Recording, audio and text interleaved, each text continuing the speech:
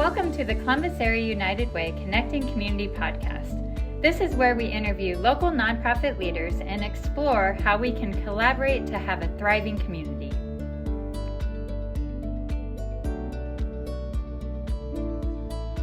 Welcome to Columbus Area United Way Connecting Community. I am here with Katie Loseke with Youth and Families for Christ. So Katie, welcome. Yay! Yeah. I guess I'm here, so let's do this. You are here, and I'm excited to have you. So today we just want to learn a little bit about you, really, and what you do at Youth and Families for Christ. So actually, I'm going to take you back to the beginning. So tell us just a little bit about yourself, how you came into where you are today in regards to what you do at Youth and Families for Christ.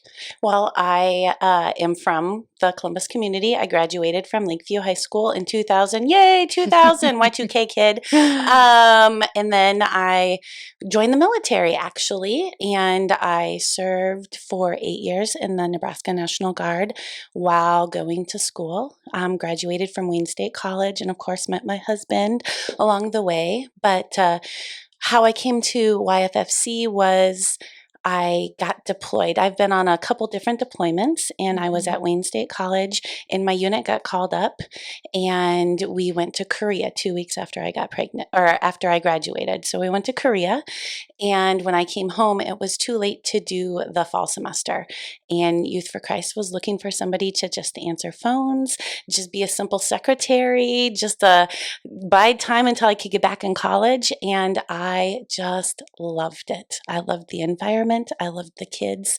I loved the mission.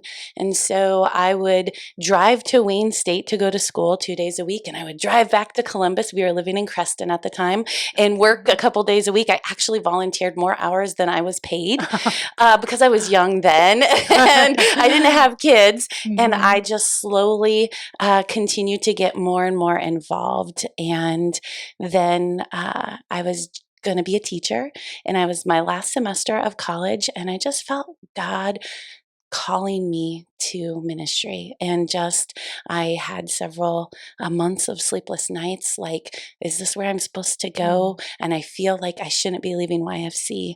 And so I did the unthinkable. I changed my major when I had one semester left, and I dropped the education, and I just got an English and history degree, which what can you do with that? Probably nothing. But dropped those and went to work for YFC full-time once I graduated. And from there, just slowly moved up. I never thought I'd be the executive director. It wasn't anything that I was planning on or aiming for.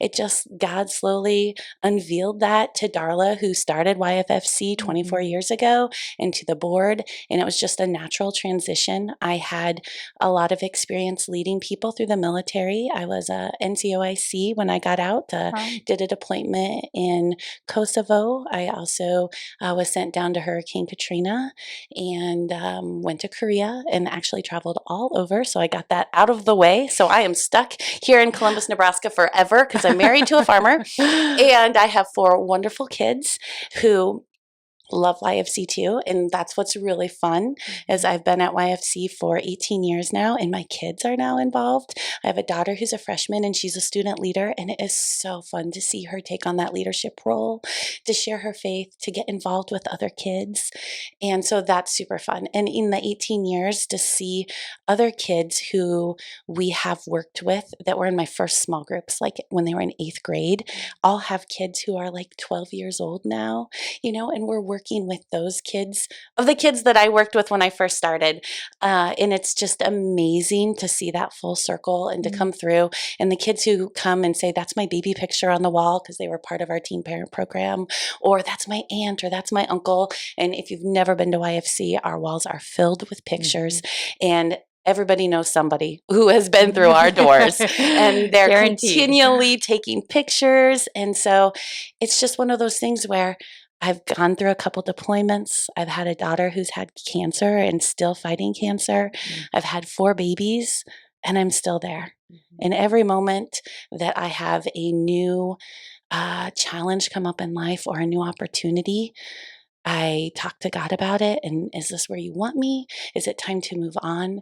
And God is so clear continually about, this is where I have you for right now. Don't worry about tomorrow, but for right now, you're here. And I am still here, and I am still wild, and I am still having fun, even though I'm 40 now. So I'm not the same 22-year-old that started at YFC, but She seems like she's still 22, though. but I feel like I still have the same heart for everything that we do that I did when I was 22. So that is how I ended up at YFC and why I am actually still here. Wow. Well, I know that whenever I hear you talk, and also even I've been in YFC, and to see the pictures, I always think back to the scripture that just talks about God's beautiful masterpiece. And I know that He's using you as that element to be able just to create that story and to have His word and His love shared through what you do. So, speaking of that, I mean, tell us a little bit about what does YFFC offer to our youth, the impact it makes in regards to your perspective.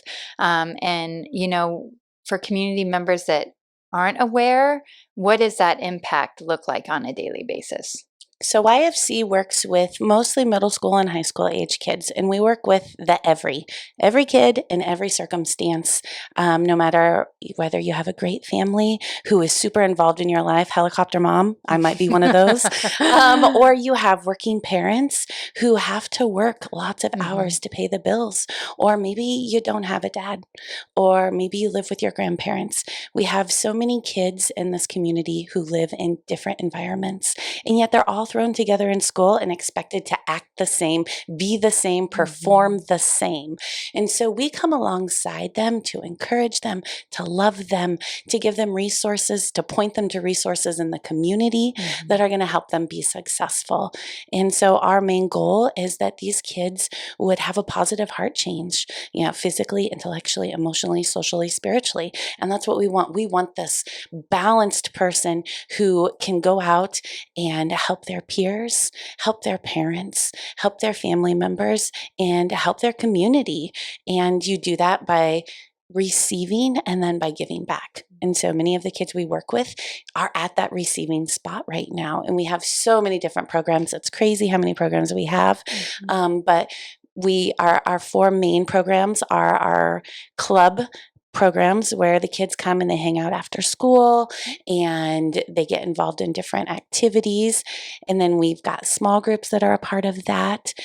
We also have a teen parent program where, again, we're coming alongside people who are maybe falling through some gaps. And so they need help with decision making. I am a parent of 4 kids with a husband who I've been married to for 18 years. And I need help, right? I call my mom all the time. Like even on baby number 4, I'm like, oh my goodness, she has a fever. Should I take it to the hospital? Like, what should I do? And so we've got young kids who are having kids and maybe they don't have a parent in the home and they need somebody to turn to, somebody to give them advice, to hold their hand, to walk them through, to be a better parent. One of the best things I see is all those baby pictures on our walls of those kids who were babies and their parents were teen parents, because that's how YFC started.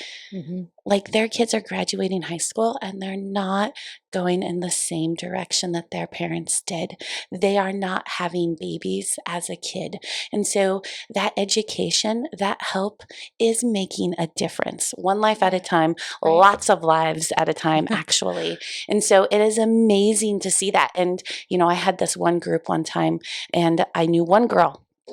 And I said, hey, you got a group of friends? Let's get together. We'll have a group every Monday after school. And so I would go to school and I would pick them up. And there were like 8 of them in this group. And we'd come and we'd hang out and we'd talk and we'd eat. Of course, we eat at everything we do. And we share life. And we were talking about fears. And I had gotten to know many of them and I knew many of their stories. We were talking about fears. And one of the girls said, I don't want to get pregnant. My parents would kill me. And I found out in that moment that all 8 of those girls were the child of a teen parent. And I didn't even know that. And it wasn't anything we were aiming for. These girls just found each other, ended up in this group, and all 8 of them had been the child of a teen parent in their life. And so they saw what that was like growing up. Not that a teen parent is this horrible person. We all have things in our lives that happen. And so we have to make changes and make positive. And they do grow up different when you're young. I had a kid at 25 and I had a kid at 36. I was a different parent with that 25-year-old baby that I had than at the one that I had when I'm 36. We're all growing and changing. And so with the teen parent program, it's coming alongside them and helping them be a better parent, helping them provide for their child while still getting that education so that they can provide for their child later on in life. And so that's really awesome to see. We also have our juvenile services programs, which is not necessarily the court system, but a lot of that does take place in the court system. Sometimes it gets a negative rap, but honestly, it's kids trying to be better. And so I don't look at it negatively at all. They're here making a difference. The ones that aren't involved in those systems have thrown up their hands and they don't care. These kids are making an effort. They're trying. They are trying. So we do community service. We have stress and anger management class, which I could take every week with Lene teaches that. And she does an awesome job. She's our certified teacher on staff. And she just shares things in a way that every week I'm like, I needed that. I needed that. And we have kids who continue to take it. It's a 10-week session. They continue to take it for 2 years because every week they want to come back and just be held accountable. Need somebody to remind me of this.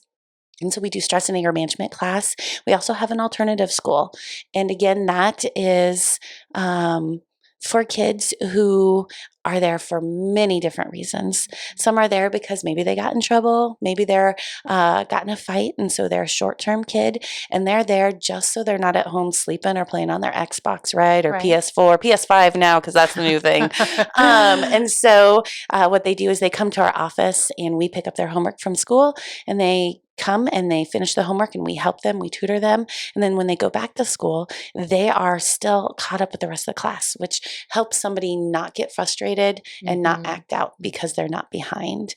And so we have short-term kids like that. We also have long-term kids, kids who maybe took a weapon to school. And so you're not suspended for 5 days with that. That could be all the way up to 6 months, possibly even a year. And again, they still need that education. They still need somebody to care and you love on them, not just slam the door and say, oh, you're a bad kid. We're done with you. Like, we want everybody to know that they are offered so many different chances. Like, God gives us grace. And man, if he threw away the key after locking the door on something I have done in my life, oh, scary. So we offer that to these kids. But we also have kids who are there not because of anything that they have done.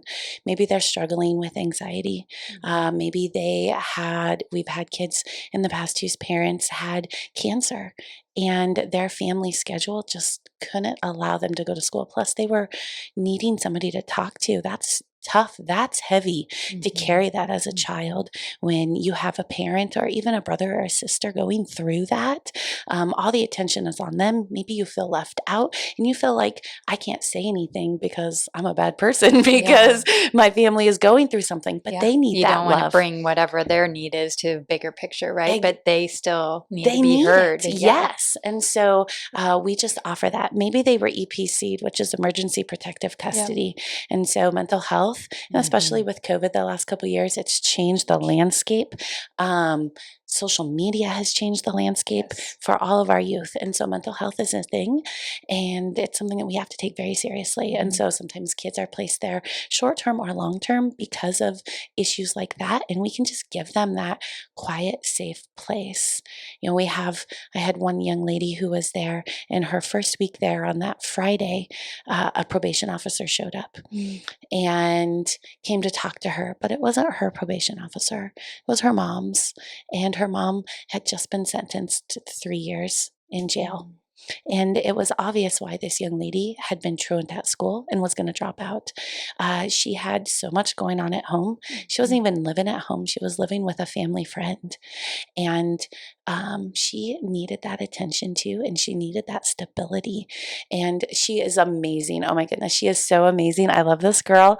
She flew through her classes. She was a girl who was a junior and she was going to drop out and had missed so much school.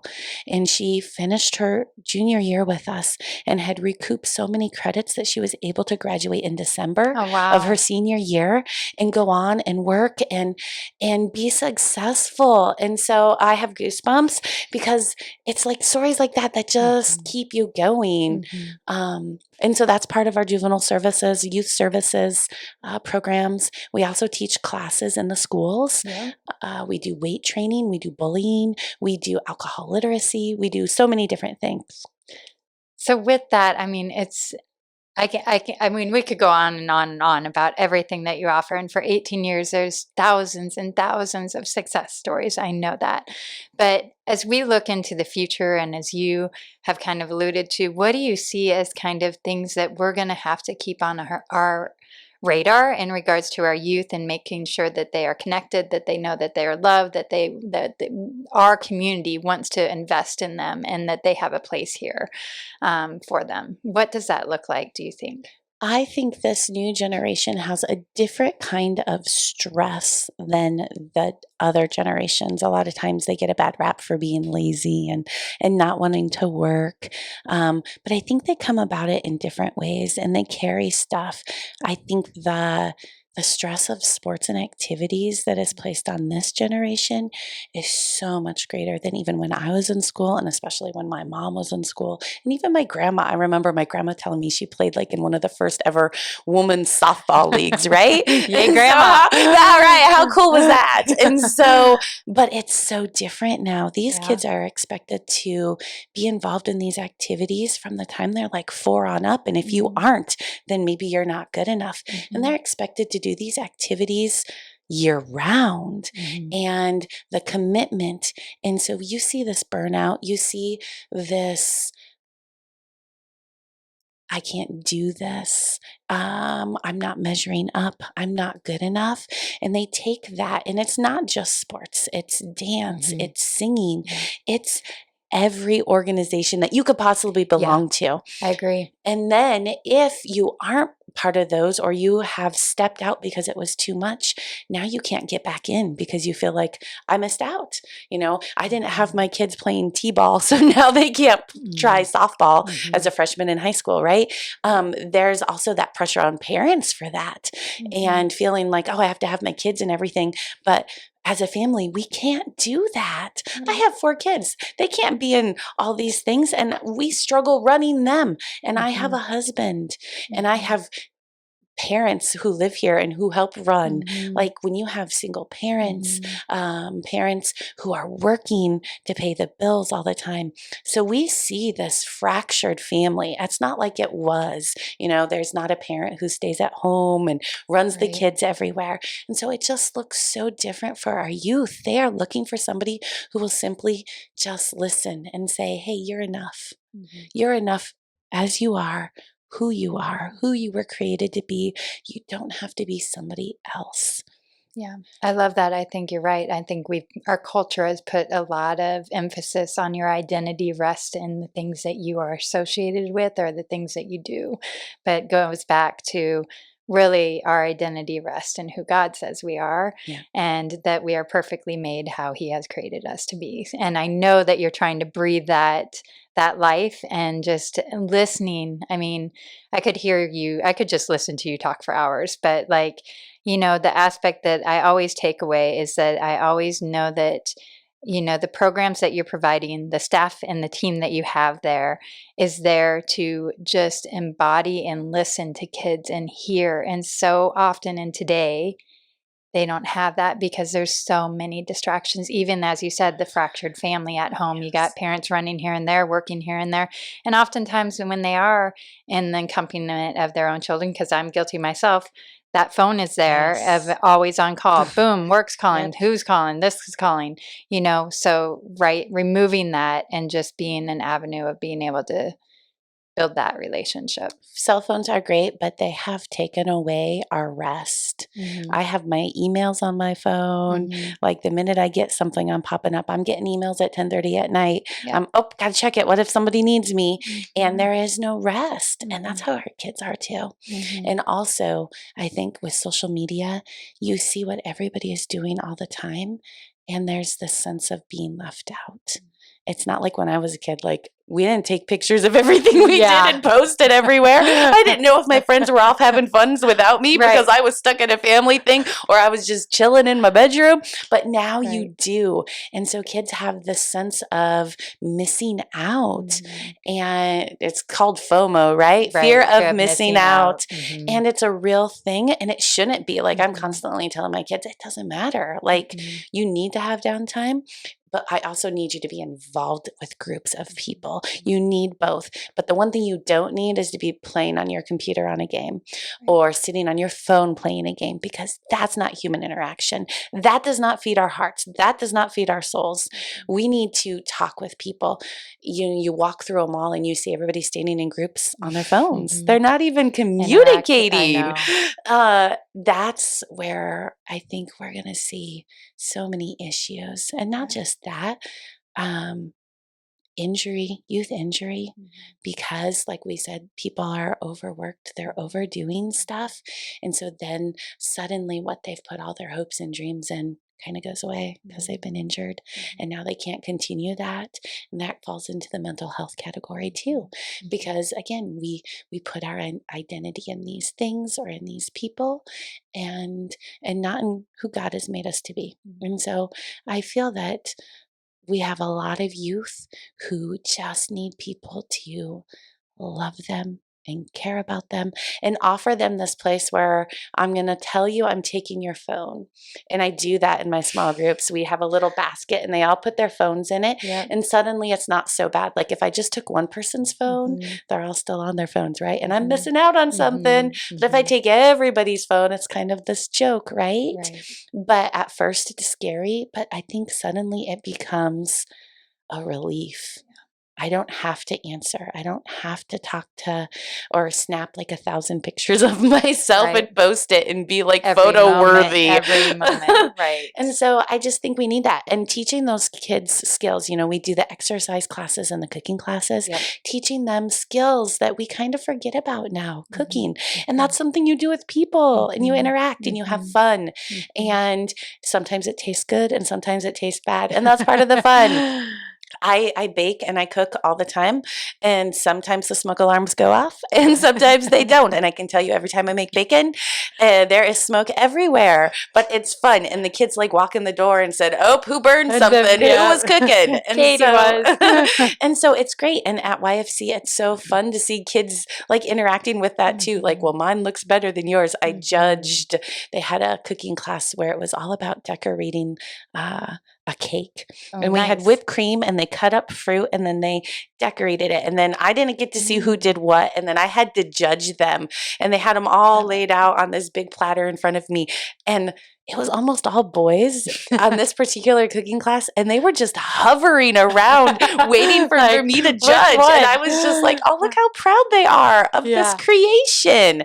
That is awesome that they're proud of earning these skills, learning these skills, sharing them with somebody else. I just love it. I love to see kids feel accomplished, feel like they did something. And I mean, they put some whipped cream and cut up some fruit and put it on a thing, but it caused so much joy in the simple things. We sometimes think that things have to be too great. To be worth anything. And they don't. It's the simpleness of just being there and sharing and tough love. We do a lot of tough love. We're going to hold you accountable, Right. We went to camp last week and we had a young man who has been part of stuff we've been doing for over a year. And when we walked back into the building, he had been on the bus and I actually wasn't even on the bus. I was driving a separate car full of supplies. And I happened to walk in behind him and he's turned around and he's like, I'm sorry that I had to do 210 push-ups. And the push-ups, 210 push-ups. 210 push-ups. And the push-ups were 10 push-ups every time he said a swear word that we caught, that we heard. Remember, we're at a camp. camp. They're with kids, but we overheard him, and he'd immediately get down and do them. Oh, I'm sorry. But the fact that walking in that door, he just turned around to me and said, I'm sorry that I had to do that. Like, that's a heart change. Yeah. That is like, we all mess up. And it was genuine because I wasn't even talking to him. I wasn't even in the car with him for the last 3 hours. We're just walking in the building, and he felt that on his heart to say, I'm sorry that I swore so much, but I did my push-ups, just so you know. I'm taking responsibility for that. Right. And that's what we want from these kids too. Like, we're all going to mess up.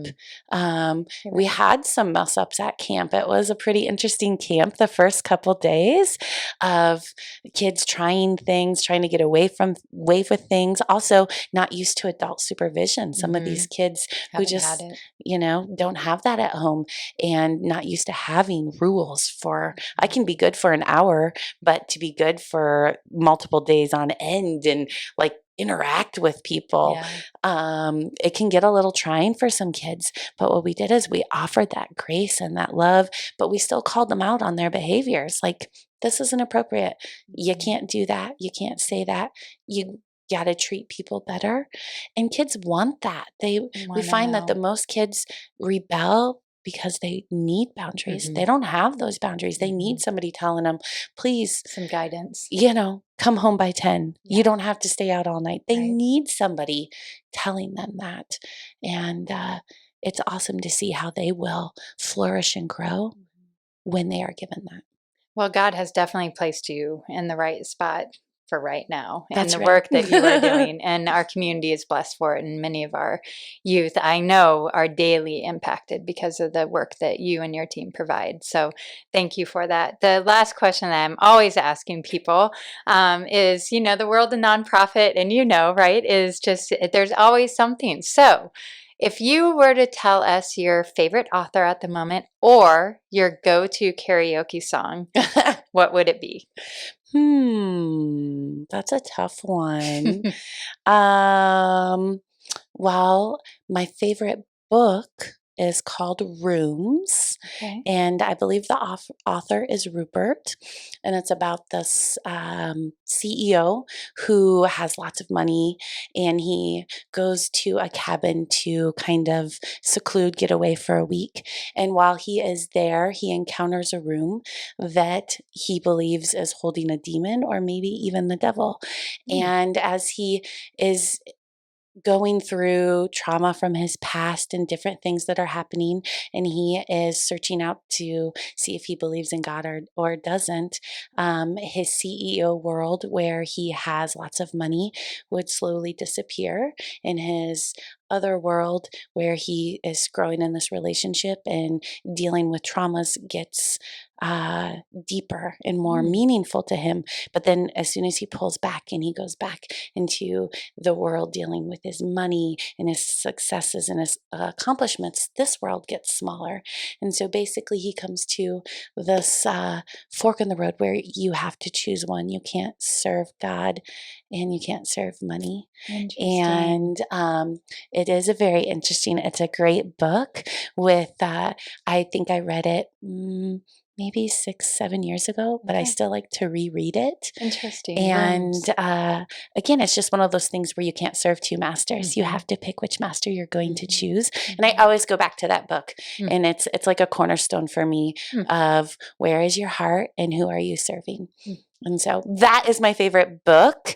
The author, I believe, is Rupert. But and any go-to music that you would absolutely well, at our house, my daughter loves Lauren Daigle. Yes. And my husband listens to like Metallica. My mother, when she comes over, is totally all about the 70s.